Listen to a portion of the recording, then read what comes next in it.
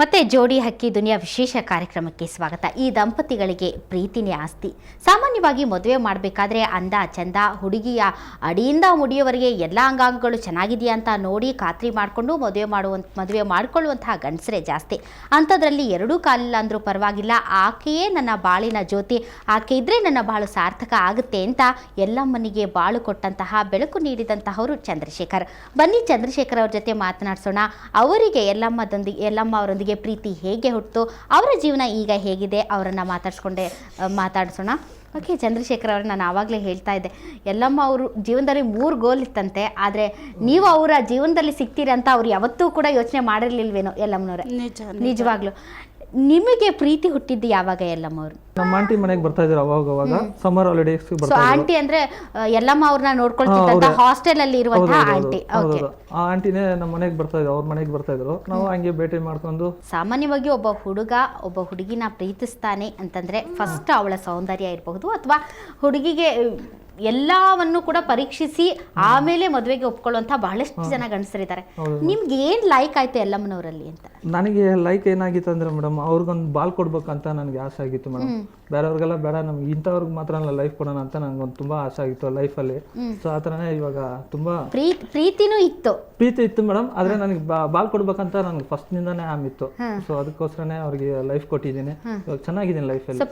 First propose, ಯಾಕಂದ್ರೆ ನಿಮ್ಗೆ ಮೊದಲಿಂದಲೂ ಕೂಡ ಪರಿಚಯ ಇದ್ದದ್ರಿಂದ ಫಸ್ಟ್ ಯಾರು ಪ್ರಪೋಸ್ ಮಾಡಿದ್ದು ಅಂತ? ನಾನೇ ಮೇಡಮ್. ನೀವೇ ಮಾಡಿದ್ರಿ.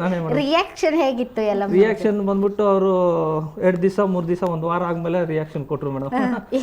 ಏನಂತ ಹೇಳಿದ್ರು? ಆಕ್ಚುಲಿ ನನಗೆ ಇಷ್ಟ ಇಲ್ಲ ಅಂತಾನೆ ನಾನು ಹೇಳ್ತಾ ಇದ್ದೆ.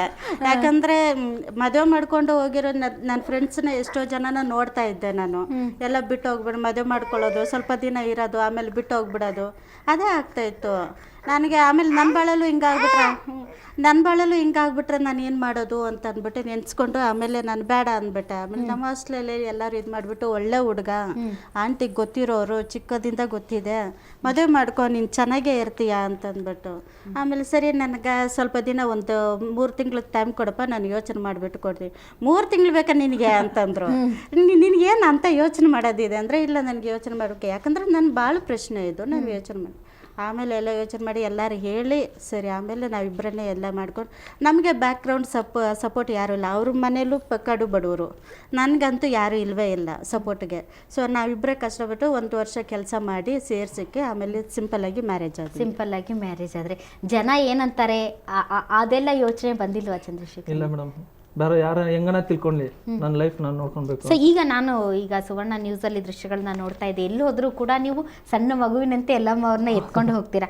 ಸೊ ಲವ್ ಮಾಡುವಾಗ್ಲೂ ಕೂಡ ಹಂಗೆ ಎತ್ಕೊಂಡು ಪಾರ್ಕು, ಫಿಲಮ್ ಹಂಗೆಲ್ಲ ಓಡಾಡಿದ್ದುಂಟ ಅಂತ? ಹೌದೌದು ಮೇಡಮ್. ಫಿಲಮ್ಗೆ ಹೋಗ್ತಾ ಇದ್ವಿ, ವಾರ ಫಿಲಮ್ಗೆ ಹೋಗ್ತಾ ಇದ್ವಿ. ಅಲ್ಲಿ ಸ್ಟೇರ್ಸ್ ಎಲ್ಲ ತುಂಬಾ ಇರ್ತಾ ಇತ್ತು.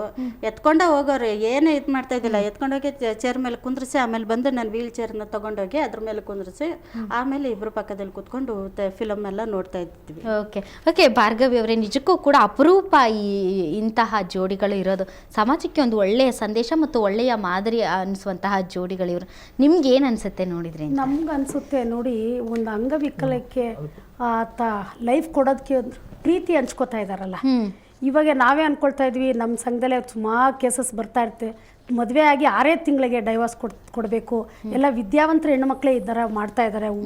ಪುರುಷರು ಅಷ್ಟೇ, ಹುಡುಗರು ಅಷ್ಟೇ. ಒಂದು 6 ತಿಂಗಳಾದಮೇಲೆ ಹಳೇದಾಗಂದ್ರೆ ಇನ್ನೊಂದು ಕಡೆ ಮೂವ್ ಮಾಡಿಕೊಂಡು ಅಲ್ಲಿ ಫ್ಯಾಕ್ಟ್ರಿಯಲ್ಲಿ ಮತ್ತು ಸಾಫ್ಟ್ವೇರ್ ಇಂಜಿನಿಯರ್ಗಳಂತೂ ಕೇಳಲೇಬೇಡ್ರಿ, 6 ತಿಂಗಳು ಕೂಡ ಸಂಸಾರ ಮಾಡೋದು ಗ್ಯಾರಂಟಿ ಇಲ್ಲ. ಆ ಒಂದು ಪರಿಸ್ಥಿತಿ ನೋಡಿದಾಗ ಇವರಿಬ್ಬರು ಎಷ್ಟು, ನಮ್ಮ ಸಂಘದಲ್ಲಿ ಒನ್ ಆಫ್ ದ ಮೆಂಬರ್ ಆಕೆ ಹೇಳ್ದಾಗ ನನಗಂತ ಇತ್ತು, ನನಗೆ ಅಪ್ಪ ಅಮ್ಮನ ನೋಡ್ಬೇಕನ್ನೋ ಆಸೆ, ನಿಮ್ಮನ್ನು ನೋಡಿದಾಗ ನನ್ನ ತಾಯಿ ಥರ ಅನ್ನಿಸ್ತಾ ಇದೆ. ನನಗೆ 10 ವರ್ಷದಲ್ಲಿ ಮಗು ಬಿಟ್ಟಾದ್ಮೇಲೆ ಯಾರೋ ಒಬ್ಬ ಬಂದು ಹಿಂಗೆ ಕೆಣಕಿದಾಗ ಕಿರ್ಚಿದ ತಕ್ಷಣ ಪೊಲೀಸ್ನವ್ರು ಓಡಿ ಬಂದರು. ಈ ಥರ ನನ್ನೊಂದು ಜೀವನ ಹಾದಿ ಹಿಂಗೆ ನಡೆದೋಗಿದೆ ಆಂಟಿ. ನಾನು ಯಾವ ರೀತಿ ಇದನ್ನು ಪ್ರತಿಭಟಿಸ್ಬೇಕು ಅಂತ ಗೊತ್ತಿಲ್ಲ. ನೋಡೋಣ, ಯಾವುದಾದ್ರು ಒಂದು ಚಾನಲಲ್ಲಿ ಕೊಟ್ಬಿಟ್ಟು ನಿಮ್ಮ ತಂದೆ ತಾಯಿ ಎಲ್ಲೇ ಇದ್ರೂ ಬರೋಂಗೆ ಮಾಡೋಣ. ಸೊ ತಂದೆ ತಾಯಿ ಬರೋಂಗೆ ಮಾಡೋಣ. 3 ಏಮ್ಗಳಿವೆ, ಒಂದು ಪೂರ್ತಿ ಆಗಿದೆ, ಇನ್ನೂ 2 ಇದೆ ಅಂತ ಹೇಳಿದ್ರಿ ಎಲ್ಲಮ್ಮನವ್ರೆ, ಅದೇನು? ಎರಡನೇದು ಬಂದ್ಬಿಟ್ಟು, ನಾನು ನಮ್ಮ ಅಪ್ಪ ಅಮ್ಮನ ಹುಡ್ಕೋಬೇಕು, ಅವ್ರನ್ನ ಕರ್ಕೊಂಡು ಬಂದು ಅವರಿಗೆ ತೋರಿಸ್ಬೇಕು ನಾನು ಹೆಂಗಿದ್ದೀನಿ ಅಂತ. ಪ್ಲಸ್ ನಿಮ್ಮನ್ನ ನೋಡ್ಕೊಳ್ಳೋ ಅಷ್ಟು ತಾಕತ್ತು ನನಗಿದೆ ಅಂತ ಒಂದು ತೋರಿಸ್ಬೇಕು. ಈ ಸಂದರ್ಭದಲ್ಲಿ ನಿಮ್ಮ ತಂದೆ ತಾಯಿ ಚಾನಲ್ ನೋಡ್ತಾ ಇದ್ರೆ ಅವ್ರಿಗೆ ಏನು ಹೇಳೋದಕ್ಕೆ ಇಷ್ಟಪಡ್ತೀವಿ? ದಯವಿಟ್ಟು ಬಂದ್ಬಿಡ್ರಿ, ಎಲ್ಲಿದ್ರೂ ಪರವಾಗಿಲ್ಲ, ನೀವೇನು ತಪ್ಪು ಮಾಡಿದ್ರು ಪರವಾಗಿಲ್ಲ, ನಾನು ನಿಮ್ಮನ್ನ ಕ್ಷಮಿಸ್ಬಿಟ್ಟು ನೋಡ್ಕೊಳ್ಳೋಷ್ಟು ನೋಡ್ಕೊತೀನಿ, ನಿಮ್ಮನ್ನ ಸಾಯೋವರೆಗೂ ಕೊನೆವರೆಗೂ ನಾನು ನೋಡ್ಕೊತೀನಿ ನಿಮ್ಮನ್ನ.